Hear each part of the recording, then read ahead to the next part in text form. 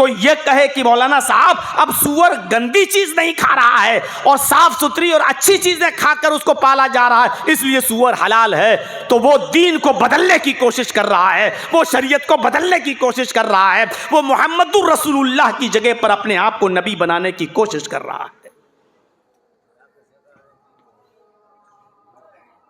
حرام ہی رہے گا، چاہے وہ زمزم کا پانی ہی کیوں نہ پیتا ہو اور چاہے وہ جنت سے اترا ہوا من و سلوا کیوں نہ کھاتا ہو، وہ حرام ہی رہے گا۔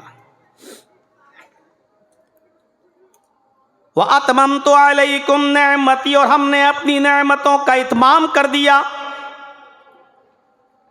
وَرَضِيتُ لَكُمُ الْإِسْلَامَ دِينًا، اور میں تمہارے اسی دین اسلام سے راضی اور خوش ہو گیا، مکمل ہو چکا ہے دین، اب کوئی نہ اس میں کمی کر سکتا ہے اور نہ کوئی اس کے اندر زیادتی کر سکتا ہے، کمی کرنے والا بھی مجرم، زیادتی کرنے والا بھی مجرم۔ یا ایھا الذین آمنوا ادخلوا فی السلم کافہ، ایمانو والو تم اسلام کے اندر پورے کے پورے داخل ہو جاؤ، یہ اسلام پورے کے پورے داخل ہو جاؤ۔ اسلام کوئی کرانہ مرچنٹ کی دکان نہیں ہے، جو چیزیں پسند آئیں وہ لے لو، جو چیزیں پسند نہ آئیں اس کو چھوڑ دو۔ آپ کسی دکان پہ جاتے ہیں، ہاں یہ دے دو، ہاں یہ پسند یہ دے دو، جو چیز پسند نہیں آ رہی اس کو آپ نے نہیں لیا۔ اسلام کوئی کرانہ مرچنٹ کی دکان نہیں کہ جو پسند آئے وہ لے لو اور جو پسند نہ آئے اس کو چھوڑ دو۔ آپ کو اسلام کی ہر چیز لینا پڑے گی، چاہے وہ پسند ہو یا نہ ہو، اگر اس کی اجازت ہے تو آپ کو وہ لینا پڑے گا، اور اگر منع کیا ہے تو وہ آپ کو چھوڑنا پڑے گا، چاہے وہ آپ کی کتنی محبوب چیز کیوں نہ ہو، لیکن اگر اللہ کے رسول نے منع کر دیا تو آپ کو اس سے رکنا پڑے گا۔ ہمیں نبی اکرم کی بات کو ماننا ہے، مولوی کی بات نہیں چلے گی۔ مولانا صاحب آج کے اس دور میں یہ ہو رہا تو ہم کر سکتے کہ نہیں کر سکتے؟ ارے دین کے اندر صحابہ کرام کی عقل نہیں چلی، سنے ہیں نا بخاری شریف کے اندر واقعہ آیا ہے کہ ایک مرتبہ سفر کر رہے تھے حضرت عمر فاروق رضی اللہ تعالیٰ عنہ اور حضرت عمار ابن یاسر۔ عمار بھی پرانے صحابی ہیں اولڈ، اور عمر بھی پرانے صحابی ہیں اولڈ، یہ دونوں سفر کر رہے تھے۔ سفر کرتے کرتے جنگل میں پہنچ گئے، اب کہنے لگے رات کافی ہو گئی ہے، اب رات میں اگر سفر کریں گے خطرناک جنگل ہے، ڈینجر فارسٹ ہے، اگر یہاں سے ہم گزریں گے تو خطرناک جانور، ڈینجر اینیملز ہمیں حملہ کر سکتے ہیں، وار کر سکتے ہیں، چلو رات یہیں گزار لیتے ہیں۔ رات میں سو جاتے ہیں دونوں لوگ۔ حضرت عمر نے اپنی چادر بچھا لی، حضرت عمار نے اپنی چادر بچھا لی، اور دونوں لوگ اسی جنگل کے اندر سو گئے۔ اور سنیے، بہت آسان اور بہت ایزی اردو بولنے کی کوشش کر رہا ہوں، اپنی بات تمہارے دماغ میں پیوست کرنے کی کوشش کر رہا ہوں۔ بہت دن ہو گئے ہیں، میں نے تو اب آپ کی نبض پکڑ لی ہے کہ آپ سننا کیا چاہتے ہیں۔ میرے بھائیوں، حضرت عمار اپنی چادر بچھا کے سو گئے، حضرت عمر اپنی چادر بچھا کے سو گئے، دونوں سو گئے۔ صبح اٹھتے ہیں فجر کی نماز پڑھنے کے لیے، لیکن دونوں صحابی فجر کی نماز پڑھنے کے لائق نہیں رہے۔ سمجھ گئے ہیں آپ اشارہ؟ دونوں کو غسل کی ضرورت پیش آ گئی، ایسی کنڈیشن ہو گئی کہ اس کنڈیشن میں وہ نماز نہیں پڑھ سکتے بغیر غسل کیے ہوئے۔ انسان ہے، فطرت ہے، نیچرل چیز ہے، ہو گیا۔ اب فجر کا وقت ہے، نماز بھی ہر حال میں پڑھنا ہے، کریں کیا؟ پانی کسی کے پاس نہیں ہے۔ بخاری کے الفاظ، حضرت عمار کہتے ہیں اے عمر مجھے تو غسل کی ضرورت پیش آ گئی۔ حضرت عمار نے سر جھکا کے کہا عمر مجھے بھی غسل کی ضرورت پیش آ گئی، پانی ہے نہیں، کریں کیا؟ حضرت عمار نے کہا مسئلہ معلوم ہے ہمیں، اللہ کے رسول مسجد میں درس دے رہے تھے، خطبہ دے رہے تھے، تو آپ نے فرمایا جب پانی نہ ملے تو پاک مٹی سے تیمم کر لیا کرو. جب پانی نہ ملے تو پاک مٹی سے تیمم کر لیا کرو، لہذا ہم تیمم سے کام چلا لیں گے. حضرت عمر نے کہا اے عمار، جس وقت اللہ کے نبی نے یہ حدیث بتائی تھی اس وقت میں بھی مسجد میں موجود تھا. اللہ کے رسول نے وضو کے بارے میں یہ فرمایا تھا کہ وضو کے لیے پانی نہ ملے تو تیمم کر لو. ہمیں وضو کی نہیں غسل کی ضرورت ہے. آدمی پاک رہتا ہے، صرف وضو نہیں ہے تو پانی نہیں مل رہا تیمم کر لے، لیکن ہمیں تو وضو کی ضرورت نہیں، غسل کی ضرورت ہے. تو حضرت عمار کہنے لگے وضو میں چھوٹا غسل ہوتا ہے، یعنی چند چیزیں دھوئی جاتی ہیں تو اس کے لیے چھوٹا تیمم ہوتا ہے، اور ہمیں غسل کی ضرورت ہے اس لیے بڑا تیمم کر لیں گے. تو حضرت عمر نے کہا بڑا تیمم کیا ہوتا ہے؟ تو کہا بڑا تیمم یہ ہوتا ہے کہ ہم اپنے جسم سے کپڑے اتار کر زمین پر مٹی میں لوٹیں گے، پورے جسم پر مٹی بھر لیں گے، ہر حصے پہ مٹی پہنچ جائے گی، پاک ہو جائیں گے. حضرت عمر نے کہا میری عقل میں نہیں آ رہی یہ بات.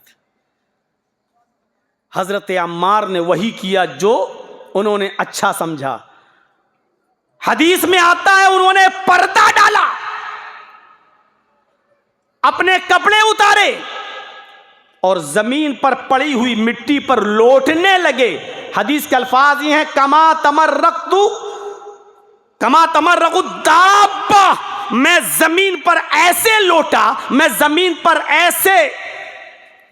پر مٹی میں ایسے لوٹنے لگا جیسے چار پیر والا جانور زمین میں لوٹتا ہے، مٹی میں ایسے ایسے کر کے پورے جسم پر میں نے مٹی مل لی اور نماز پڑھ لی.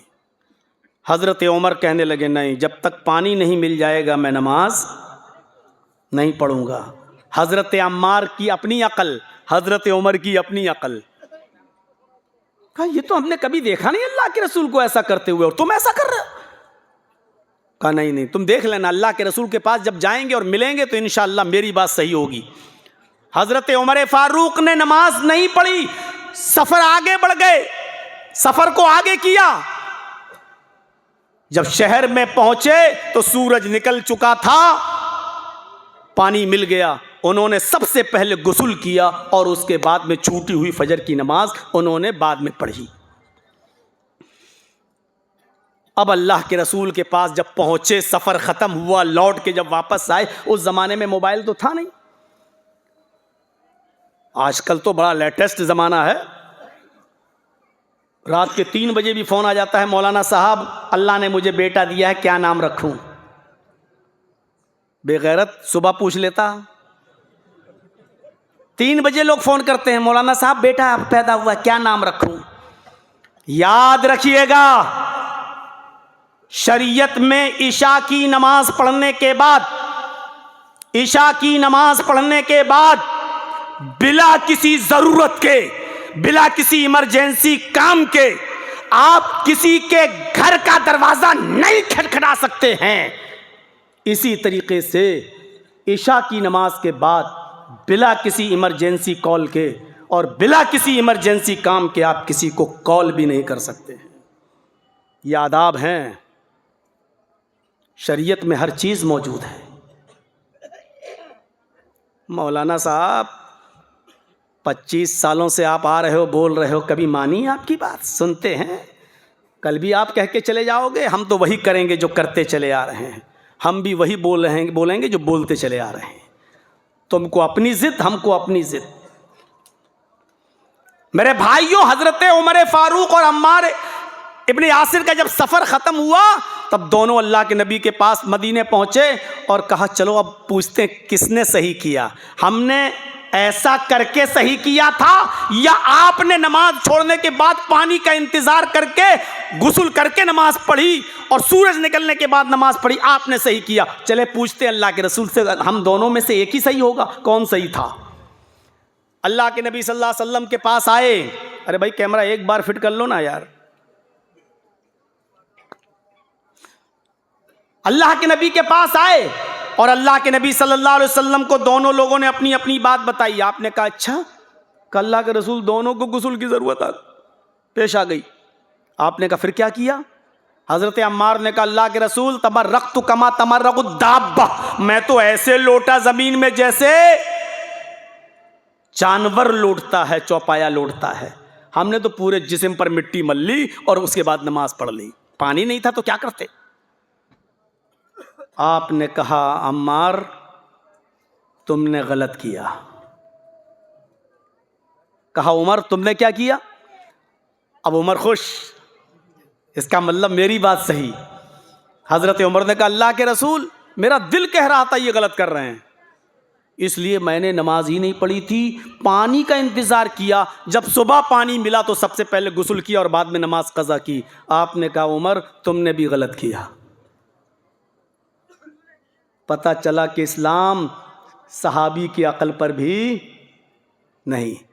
تو دونوں نے پوچھا اللہ کے رسول اگر ہم دونوں نے غلط کیا تو صحیح کیا تھا؟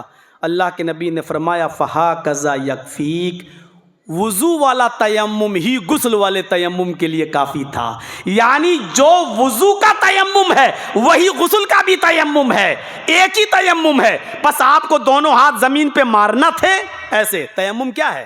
تیمم جب بھی کسی کو ضرورت پڑ جائے تیمم کی، یا جو بیمار ہے وضو نہیں بنا سکتے بیچارے، ڈاکٹر نے پانی کا استعمال منع کیا ہے، تو وہ تیمم کیسے کریں گے؟ یہ پاک مٹی ہے ایسے ہاتھ ماریں گے، یہ دونوں ہاتھ ایسے مارو اور دونوں کو پھونک لو بس ایک بار ایسے، اور اس کے بعد میں اس کو چہرے پہ مل لو.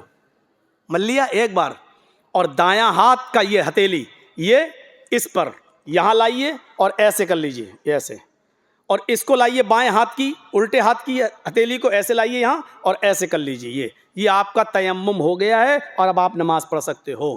بہت سے جاہلوں کو میں نے دیکھا تیمم بھی وضو کی طرح کرتے ہیں، ایسے پھر ایسے مٹی لے کے ایسے کرتے ہیں، ایسے مطلب ناک میں بھی ایسے کرتے ہیں.